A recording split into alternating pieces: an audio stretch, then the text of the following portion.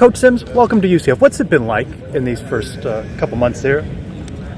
It's been good. You know, I've truly enjoyed getting to know the coaching staff that I've been able to work with. You know, Coach Addison Williams. Since the first time I spoke to him, it's been a blessing. You know, one thing that I've learned in this coaching profession is that being around quality people is extremely valuable. It makes things a lot easier. And Addison has been phenomenal.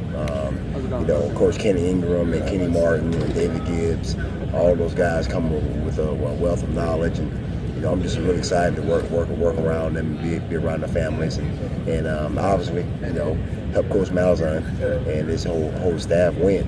And being here in the state of Florida, it's been really good. Born and raised here in Florida, and I've enjoyed being here during the time and learning about everything that comes with Central Florida. So it's been a blessing so far. You've seen UCF, being a Florida guy, right? Going to Florida State. You've seen UCF at different points in time. You think back to that time when you were at Florida State, UCF was still making that move up. When you see what it is now and this move to the Big 12, what do you think? Yeah, I mean, the program has definitely grown. Starting out from a D3 school and everything. At Florida State, playing for the Seminoles, it was definitely a school that you didn't really think of. But now, when you look at the growth and where it has gone and become, now that we head into the Big 12, it's a huge opportunity. You look at the fan base, you look at the history, the amount of players that they put into the NFL. You look at the history with the coaching staff and the head coaches and everything. I think this program is definitely on the rise. This year, as you know, is going to be a pivotal year for us, and we're really excited about what's ahead, and just doing everything we can at this point to take care of business this fall camp as we head into the season. We had an opportunity to speak with Jason Johnson. He talked about he wants to improve. He wants to become a more vocal leader. What do you need to see from him? Exactly that. I need to see leadership. I need to see him, come out of his comfort zone in a sense, and lead when necessary, and be more vocal. Since the first day I met him, he was a rock star. He showed up to meetings 5 to 10 minutes ahead of time. He's always prepared. Watch list, scholar, athlete. He has a smile on his face. Academically, as you just described, he's a scholar. Was named the All AAC, Player of the Year last year, and then as you head into this year, he's done everything we asked him to do. My challenge for him was that when the best leaders, they lead when your teammates are going through adversity, and for him, I wanted him to just open his mouth a little bit more and be a little more vocal. And he's done that so far. I was going to say, are you seeing that? Oh yeah, I've seen him do it. But again, our moments are going to come. Let's talk about your position group a little more. I know there's competition and everything. You're early on in the camp, but let's talk about some of the guys in that room. What are you seeing from them, and how do you describe that competition? Excuse me. Well, I think that football is probably one of the greatest sports that I've been around. I think that just through my personal experience, it brings the best out of everybody.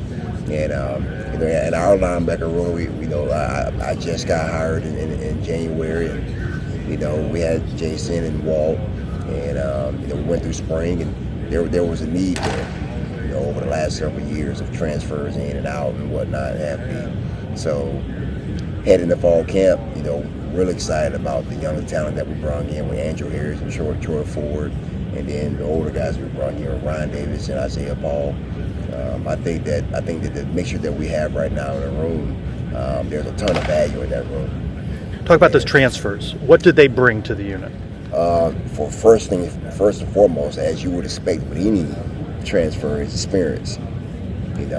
Ryan and Isaiah Ball bring a lot of experience, and not just physical experience and maturity, but also just playing the game, the instincts, what it takes to be a true linebacker, and I think that's valuable. to what we're trying to do collectively as a defense. And then the next thing is, I mean, they're going to bring that competitive drive.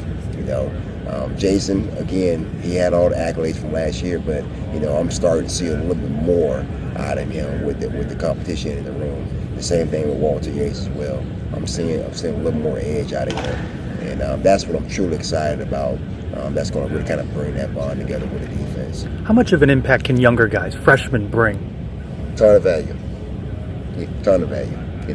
I tell Troy Ford and Andrew Harris, and even some of the other young guys like Cam Moore and T.J. Bullard. I tell those guys all the time. My first year at Florida State, I was a core special teams player. I took pride on running down on kickoff and running down on punt and playing whatever role I can and filling whatever need I can to help my team. And that one moment that my opportunity came, I took full advantage of it. And that's kind of the message that I preach to those young guys as well, is that you never know when your name is going to be called. For a while, you're preparing for that opportunity. You need to make sure you maximize your opportunities on special teams. And that's where they really can add value, especially playing linebacker. Linebackers play a critical role, not just on defense, but on special teams as well. What are you seeing from the offense? Coach Malzahn has talked about night and day difference with John Rice Plumlee. Yeah. How is he challenging the defense? Speed. Yep, speed, tempo. They're going lightning fast. And what's that going to do for the defense? That's going to prepare us for this conference. We're going to be battle tested. And I think that's really extremely important, because being battle tested, being able to communicate while we're strained, while we're fatigued, playing in pressure situations, that's really going to help us in the long run, I believe. The change in college football's landscape, the transfer portal more active than ever. In the past, schools making a move like UCF to the Big 12, that might have been a rocky road. But now it seems like they may have a more even playing field and can make a difference in a first year in a conference. Yeah, I mean, I think that when you look at where the trajectory where we're going right now, I think that there's something to be said about this program and our location and our fan base. It's very attractive, and I'm very excited about it. If your unit is succeeding like you hope it does, what will we see on Saturdays? Number one is you're gonna see a standard. I'm preaching to my guys all the time about living and walking and talking and playing by a standard. And that standard, first and foremost, is you're gonna see them display great character. They're going to lead the right way. They're going to lead obviously by example, but also when our back's against the wall, they're going to be the ones who will be meeting people where they're at and pulling them along. And setting the tone for the game. The second thing you're going to see from them, you're going to see violence, you're going to see intensity, you're going to see guys playing with a certain demeanor, commanding the field, communicating. Those are the attributes of a linebacker that I think, when I grew up, when I was a little boy, and I remember seeing Derrick Brooks and Marvin Jones playing for Florida State. That's what I envision of a linebacker. And that's kind of what I envision for my group as well, of them doing things the right way. They set the tone, not doing a lot of hoorah and barking and everything. We close our mouth and let our pass do the talking for us, and we line up and do it every single play.